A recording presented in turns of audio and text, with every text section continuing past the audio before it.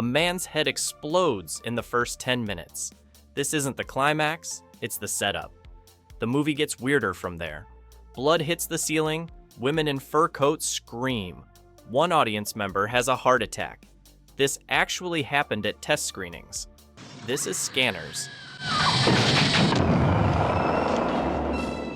David Cronenberg's superhero movie where the superpower is making people's veins burst with your mind and the villain is a weapons contractor selling psychic assassins to NATO. In 1981, a Canadian director who owed money to tax shelter investors wrote a script in 2 weeks, cast an artist who couldn't act as his lead, and created the most influential piece of body horror ever filmed. Budget: 4.1 million Canadian dollars. Cultural impact: immeasurable. The exploding head scene has been paused, rewound, and frame by frame analyzed more than any death in cinema history. VHS rental stores had to keep multiple copies because people kept wearing out the tape at that exact moment. But here's what nobody talks about. Cronenberg shot the ending first because he hadn't written it yet. The lead actor was so wooden that his inability to emote actually made the character work. The special effects were created with dog food and rabbit livers. This movie should have been forgotten Canadian tax shelter trash. Instead, it revolutionized how we visualize psychic powers, influenced every piece of Japanese anime about telepaths, and gave us the phrase, "makes my head explode." Time to scan deeper. The Cronenberg situation. David Cronenberg didn't want to make Scanners. He had to make Scanners. The Canadian Film Development Corporation had given him money for a different project that fell through. Tax shelter investors were breathing down his neck. He needed a movie. Any movie, immediately. He wrote the script in 2 weeks while location scouting. Not before, during. He'd write pages in the morning, hand them to actors at lunch, and shoot them that afternoon. The ending literally didn't exist when they started filming. This is why they shot it first, to figure out where they were going. The budget was 4.1 million Canadian dollars, which sounds like real money until you realize that's 3.5 million American dollars, and they were trying to make a science fiction thriller with extensive special effects. Star Wars had just shown what sci-fi could look like with money.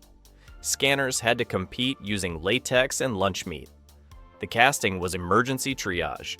Stephen Lack was a painter Cronenberg met at a party. He had interesting eyes and was available immediately. Nobody checked if he could act. He couldn't. They discovered this after contracts were signed and shooting began. The shooting schedule was insane. 48-hour days weren't uncommon. Crew members reported hallucinations from sleep deprivation. They shot in abandoned malls without permits, running when security showed up. The yogurt factory scene was filmed in an actual yogurt factory that didn't know they were there. Cronenberg later said, "I dream in scanners sometimes. They're nightmares." The exploding head that changed cinema. 11 minutes into Scanners, cinema history happens. The scene? Consec, a weapons manufacturer, demonstrates their new psychic security program. A volunteer scanner scans an audience member. The scanner's nose bleeds. He grimaces. The volunteer smirks. Then, the most famous head explosion in film history. The effect was stunningly simple. Dick Smith, fresh off The Exorcist, filled a latex head with dog food and rabbit livers. They placed it behind actor Luis Del Grande's shoulders. A shotgun was positioned behind the head, pointed up. One trigger pull. History. The sound design was crucial. Heartbeat accelerating. High-pitched ringing. Veins pulsing. Then silence. Get help, come with us. Then wet explosion. The audience hears the head explode before they process seeing it. Test screenings were disasters. People vomited. Some walked out. One person reportedly had a cardiac event. The MPAA wanted to give it an X rating for this one scene. Cronenberg refused to cut it. The film was released unrated in many markets. But here's the genius. It happened so early that audiences spend the entire film waiting for something bigger. It never comes. The climax is two men staring at each other. Cronenberg front-loaded the shock to make viewers paranoid about when the next explosion would come. VHS changed everything. The scene could be paused, rewound, studied. Rental stores reported wearing out tapes at exactly this timestamp. The explosion became the first viral movie moment before viral existed. The production nightmare-making scanners was like performing surgery while having a seizure. Everything that could go wrong did, then somehow worked. Stephen Lack's performance was a crisis. He delivered lines like he was reading a grocery list in a language he didn't speak. Cronenberg tried everything: acting coaches, line readings, simplifying dialogue. Nothing worked. Finally, they leaned into it. Vale became emotionless because Lack couldn't emote. The wooden performance became the character. Michael Ironside saved the film through sheer force of will. He method acted so intensely that crew members got actual headaches around him. He claimed he was genuinely psychic and used those powers for the role. Whether true or not, his forehead vein became the film's second most famous special effect. Jennifer O'Neill was the only professional actor in the cast. She'd been in Summer of 42 and knew what real productions looked like. This wasn't one. She spent the entire shoot looking confused, which perfectly suited her character. A therapist and over her head. The abandoned mall they used for CONSEC headquarters had no power. They ran cables from a Tim Hortons 2 blocks away. The climactic computer room explosion was shot in a location scheduled for demolition. They had one take. The building was destroyed the next day. The absolutely unhinged plot. The plot of Scanners makes sense only if you don't think about it. There are 237 scanners. Telepaths who can read minds, control bodies, and explode heads. They're the result of ephemeral, a tranquilizer given to pregnant women in the 1940s. CONSEC, a weapons contractor that's definitely not supposed to be any real company, wants to weaponize them. Cameron Vale, our hero, is a homeless scanner who doesn't know he's scanning. He's captured by CONSEC and trained by Dr. Ruth to stop Daryl Revok, a rogue scanner building an army. Vale infiltrates the scanner underground, which operates out of an abandoned factory that somehow has advanced computer systems. The twist? Vale and Revok are brothers. Dr. Ruth is their father. He gave their mothers ephemeral as an experiment. He's been playing both sides, using CONSEC resources to create a scanner army while pretending to stop one. The final battle between Vale and Revok is two men sitting in chairs staring at each other while their faces melt. Veins bulge, eyes bleed, flesh bubbles. Revok appears to win by burning Vale's body, but Vale has scanned himself into Revok's body. The film ends with Revok's body speaking in Vale's voice, saying, "We've won." Nobody knows what this means. Cronenberg doesn't know what this means. The cast doing their best. Stephen Lack became legendary for the wrong reasons. An accomplished painter, he took the role because he needed money for art supplies. His performance is so flat it becomes surreal. He delivers lines about exploding heads with the same energy as ordering coffee. Critics destroyed him. Audiences were mesmerized. His anti-performance became the template for emotionless psychic characters. Michael Ironside understood the assignment like nobody else. Every take, he went fuller Ironside. His scanning face, eyes wide, forehead vein throbbing, teeth grinding, became the visual language for psychic effort. He claimed he gave himself actual migraines for authenticity. He definitely gave them to others. Jennifer O'Neill brought soap opera energy to Canadian body horror. She plays every scene like she's on All My Children, which creates a bizarre tonal disconnect that somehow works. Her therapy scenes with Lack are comedically mismatched. She's emoting for two while he stares blankly.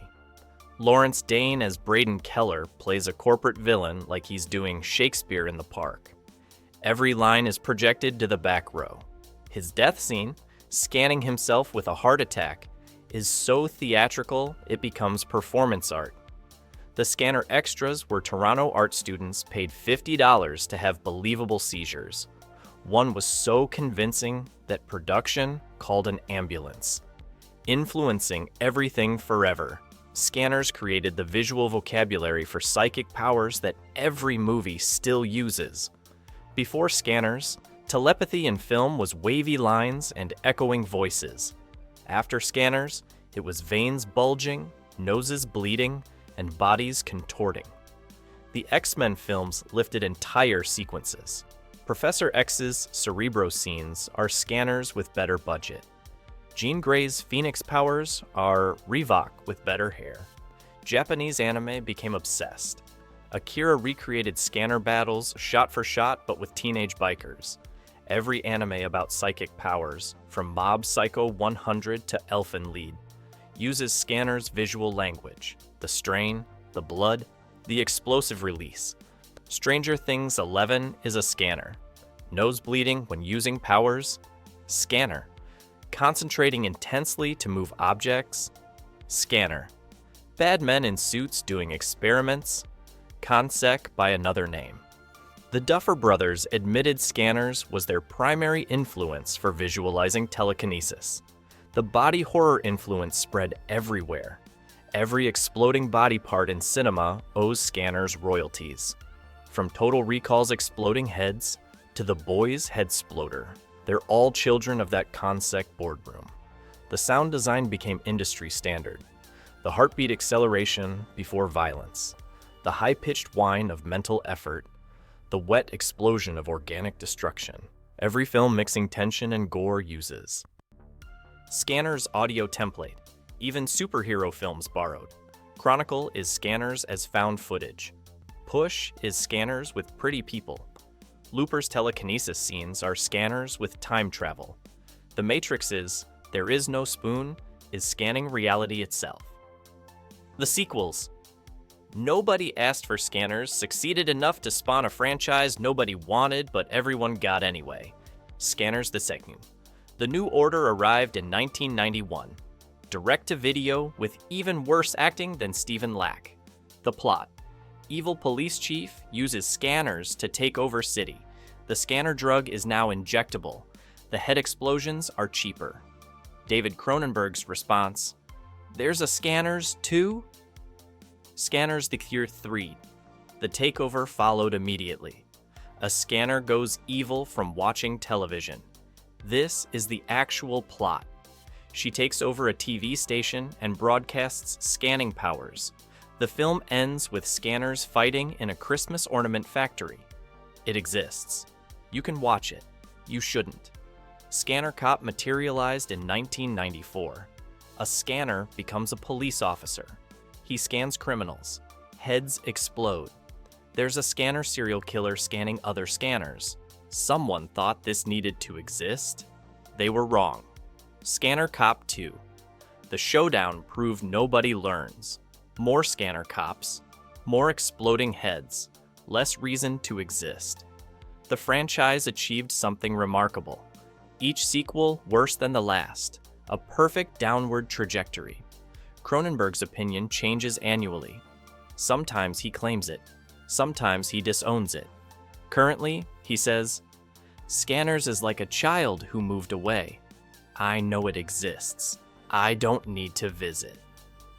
Why it actually worked.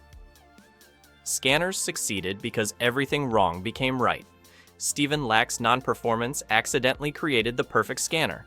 His emptiness suggested someone whose humanity was telepathically drained. A better actor would have ruined it by trying to act. Lack's vacancy was Vale's tragedy. The rushed production created accidental authenticity. The exhausted crew looked genuinely disturbed. The abandoned locations felt apocalyptic because they were. The limited effects forced creativity that CGI would have ruined. The political subtext emerged from budget constraints. Consec as evil corporation happened because they couldn't afford to show good corporations. The scanner underground as revolutionary cell happened because they had one warehouse location. Limitations created meaning. The film cost $4.1 million and influenced billions in media. Every psychic character, every head explosion, every vein-bulging mental effort owes Scanners. The return on investment isn't calculable. Is it better to plan perfection or accidentally create legend? Scanners chose chaos and achieved immortality. A tax shelter became theology. A wooden actor became an icon. A head exploded and cinema was never the same. $4 million, 2 weeks of writing, and one shotgun blast to a latex head filled with dog food. That's all it took to change movies forever. What low-budget disaster secretly influenced everything you love? Because somewhere, David Cronenberg is still writing pages the morning of shooting, and somehow, that's exactly how art happens.